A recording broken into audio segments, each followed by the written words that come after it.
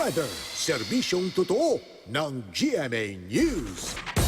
Samantala, alamin na po natin ang latest sa lagay ng panahon mula kay GMA resident meteorologist Nathaniel Cruz. Mang Tani, magandang hapon. Magandang hapon, Connie. Mga kapuso, may binabantayan pong isang shallow low pressure area o LPA at yan ay nasa loob ng Philippine Area of Responsibility. At kanina nga umaga, ito ay namata ng Pag-asa sa layong 420 kilometers west ng Subic, Zambales at yan ay nasa may West Philippine Sea, mga kapuso. At yung dating bagyong Marilyn na ngayon ay isa na lamang LPA at nasa labas ng PAR ay namata naman sa layong 2,295 kilometers northeast ng Batanes. At may isa pang bagyo, isang tropical storm yan na nasa labas ng Philippine Area of Responsibility. May international name na PEPA. At wala pang local name yan, mga kapuso.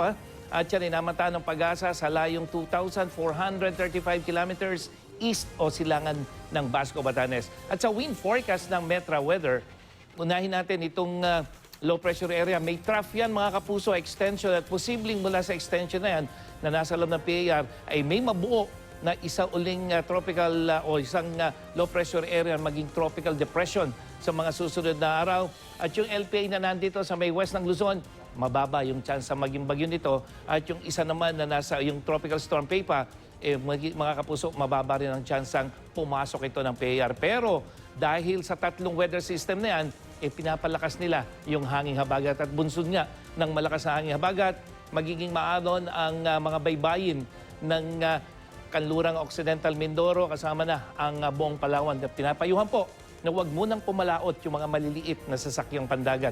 At sa rainfall forecast ng Metro Weather, dito sa Northern at Central Luzon, maging sa Calabarzon, magiging maulan ngayong maghapon, mga kapuso, at kumisan may malakas na pag-ulan dyan sa Northern Luzon, lalo na sa may Ilocos at Cordillera. Maging dyan sa Batanes, ay tuloy-tuloy ang ulan hanggang mamayang gabihan.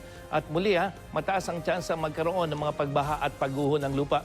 Dyan sa may Southern Luzon, sa Mindoro, maging dyan sa may Palawan, ay asahan mga pagulan at ilang bahagi ng Bicol Region at magtatagal yung mga pagulan na yan hanggang mamayang gabi.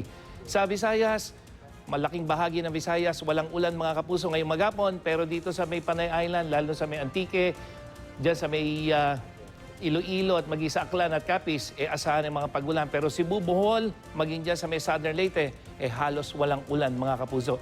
Sa Mindanao, muli, malaking bahagi ng Mindanao. Ngayong araw ito, makikita niyo walang kulay. Ibig sabihin, mababa ang tsansa ng ulan. Magandang lagay ng panahon dito sa Mindanao ngayong maghapon. Pero sa Metro Manila, yung mga lalabas ng bahay, maghapon o ngayong hapon na ito, asahan ng mga pag-ulan sa buong Metro Manila at tuloy-tuloy yan hanggang mamayang gabi, mga kapuso, na kumisan hanggang katamtamang ulan ang inaasahan. At yan ang latest mula sa GMA Weather. Ako po si Nathaniel Cruz, magplano para sigurado. I am ready. Serbisyong totoo ng GMA News.